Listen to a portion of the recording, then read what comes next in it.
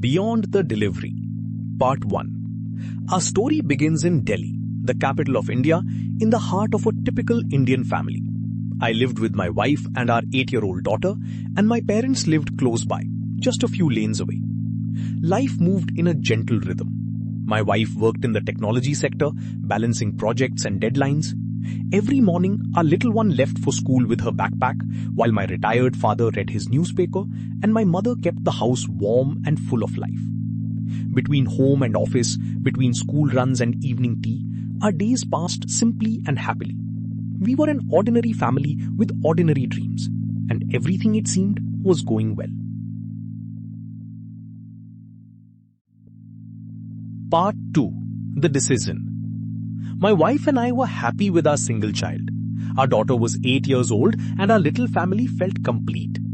But our parents wanted another grandchild, and they kept asking us, gently, but again and again. Even guests and relatives who visited would ask, why not a second baby when your daughter is already 8? One day, my wife visited a newly opened small hospital near our home, only for a routine diabetes checkup. The doctor there learned that we had just one child and kindly suggested that we meet his wife, who was a gynecologist. Carrying our parents' wishes in our hearts, we went to meet her. She counseled us patiently, answered every question, and slowly we opened our hearts to the idea. At that time, I was 39 and my wife was 36. Within a few months, with medicines and her careful guidance, the pregnancy was confirmed. When we shared the news, our parents were overjoyed. My mother and father and my wife's parents too. Our home filled with celebration, and a new dream had begun.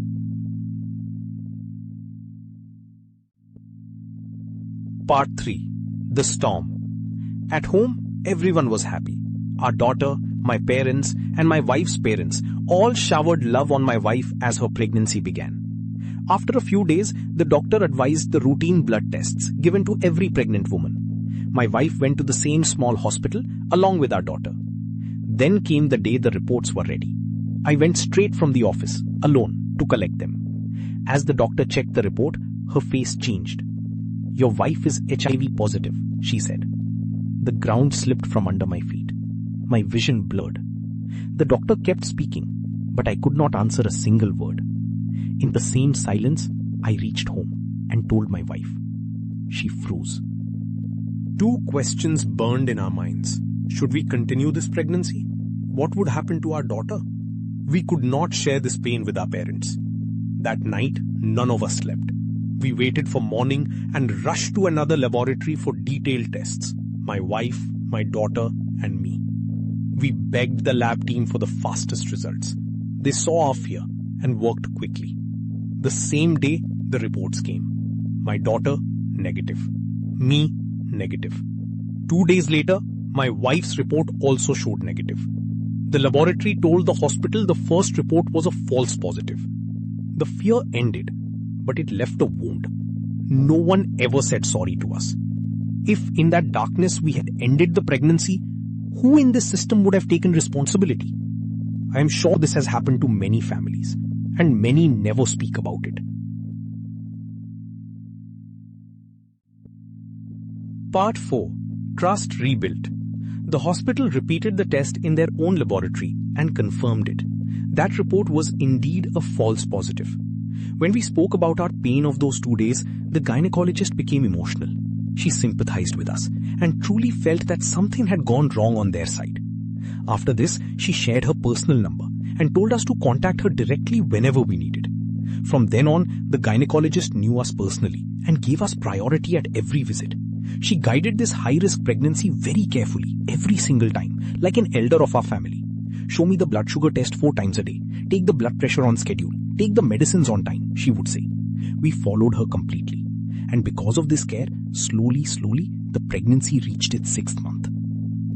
And now a new worry began. Where should the delivery happen? Delivering at the same small hospital where the doctor was monitoring us closely made us scared. What if an emergency came? It was monsoon season. Most roads of North Delhi were under repair. The traffic was terrible, and reaching a big hospital at the last moment felt frightening. So we started looking for a second opinion. Then I remembered our first gynecologist, the one who had delivered our daughter 8 years ago. My wife and I contacted her and booked an appointment. She was so happy to see us again. We explained everything and she checked all the reports carefully. Then she smiled and said, "No problem. I will do this delivery too." We never told our current gynecologist about this. We knew she would be upset. She had worked so hard and so closely for this pregnancy, and she wanted the delivery at her hospital. But our family's worry was simple. That small hospital did not have enough facilities. Part 5. Two Opinions. In the final weeks, we kept visiting both gynecologists. The new gynecologist advised an ultrasound in the 8th month. Our current gynecologist said it was not required. She would do it in the 9th month. Still, we did the 8th month scan. The report was fine.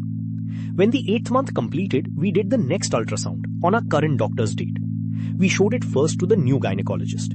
She compared it with the older scan and found a problem.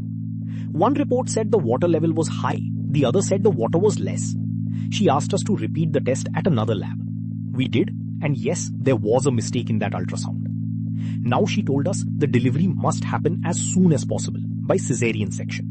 Something serious had changed between the two scans.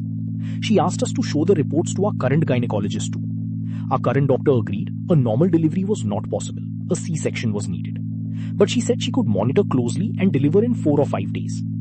The new gynecologist had compared every old scan. Her picture was clearer. "Come to the hospital as soon as possible," she said. That evening, regret weighed on my heart. Leaving without telling our current gynecologist did not feel fair. I had asked her many times before, indirectly, if an emergency comes, this hospital has only a first-level nursery. If the baby needs second-level care, how will you transport? She had always answered calmly, "We have a linked hospital with those facilities. Do not worry." But this time, we chose the bigger city hospital. I dropped her a short message. "Ma'am, since the pregnancy is high risk, we are going to this hospital for the delivery." As expected, she was upset with our decision, and she never replied. I truly feel sorry for her. She had worked so hard for this pregnancy, but my only intention was a safe delivery. At the big hospital, the doctors examined everything and said, "Tomorrow morning we will perform the cesarean." We informed our parents. They were in our hometown, and hearing the emergency, they immediately planned to return to Delhi. When we informed my wife's parents, they said, "The 14th is Amavasya, the new moon day. It is not an auspicious day. Please do not deliver on this day." Once again, our hearts were heavy. We told the doctors. They answered gently but firmly, "We cannot wait 2 days. The delivery must happen today itself." And we agreed. Part 6. The Arrival. On that same day, the doctor told us, "In the next few hours, we will perform the delivery," and instructed the nursing staff to get ready. Our family arrived one by one. My wife's sister and her jijaji, her brother and bhabhi, all came as soon as they heard. And my daughter came too. She wanted to be the first to see the baby. As they took my wife towards the operation theatre, I wished her the best of luck and said, "After this, we are going to that barbecue restaurant we avoided for so long during the pregnancy." She smiled and went inside. All of us waited outside the operation theatre.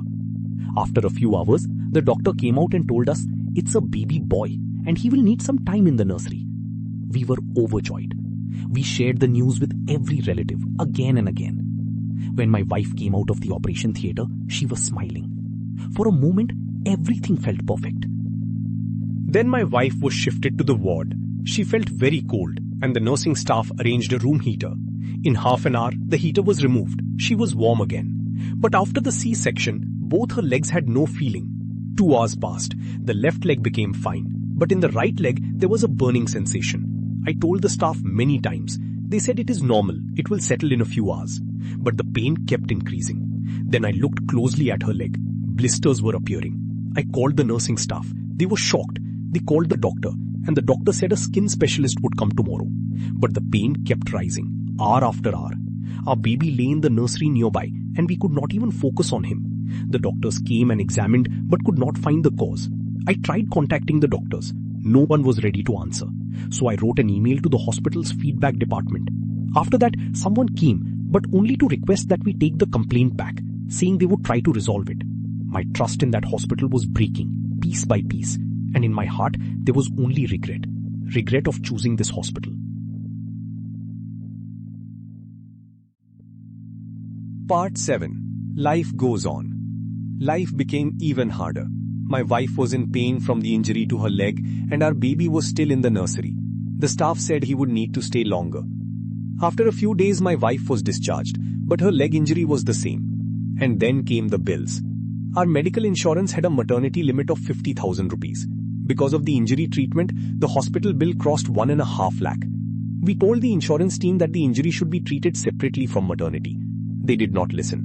They paid only 50,000 and we had to arrange the rest ourselves. When my wife came home, our baby was still in the hospital.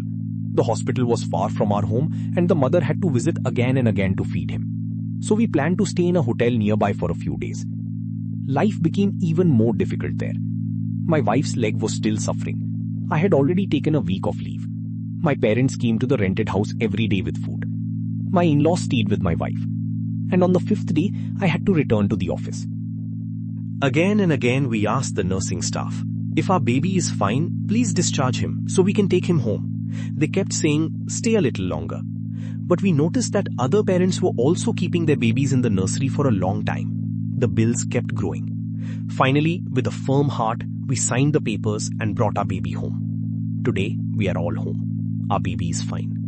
My wife's struggle still continues. The treatment, the checkups, the slow healing. But we face it together. This story is not about blaming any doctor, any hospital, any laboratory, or any insurance company. It is about the emotional journey of one family through a high-risk pregnancy, unexpected medical events, and the challenges of the healthcare system. By sharing our experience, we hope to encourage compassion, clear communication, patient safety, and support for every family welcoming a new life into the world.